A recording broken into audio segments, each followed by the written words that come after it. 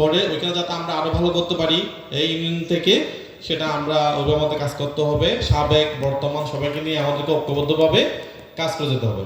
পাশাপাশি আমি আরেকটা অনুরোধ এখানে রেখে যাব, সামনে যেহেতু আমাদের ইউনিয়ন পরিষদের নির্বাচন, তো আমরা যদি এখন থেকে যদি আমাদের দল থেকে কোনো প্রার্থীকে যদি সিলেক্ট করে দেই, তাহলে হয়তো আমরা এখন থেকেই কাজ শুরু করতে পারবো, যেটা আমাদের রেজাল্ট ভালো করতে সুবিধা হবে। যদি আমরা লাস্ট মুমেন্টে যদি আমরা প্রার্থীটা পাই, তাহলে তো আমরা ওইভাবে কাজটা করতে পারবো না। তো আমি এটা অনুরোধ করে যাব, যারা এখানে দায়িত্বশীল বৃন্দ ভাইয়েরা আছেন, সেটা যেই হোক, জামাত ইসলামী তো কোনো নেতার কোনো দল করে না, যাকে প্রার্থী মনোনয়ন দেওয়া হবে, আমরা যারা জনশক্তি আছি সবাই ওনার পক্ষে কাজ করবো ইনশাআল্লাহ। সো আমি এটা অনুরোধ করবো। আর এখানে অনেক দায়িত্বশীল বৃন্দ আছেন, অনেক অতিথিবৃন্দ, আমি সময় দীর্ঘায়িত করবো না।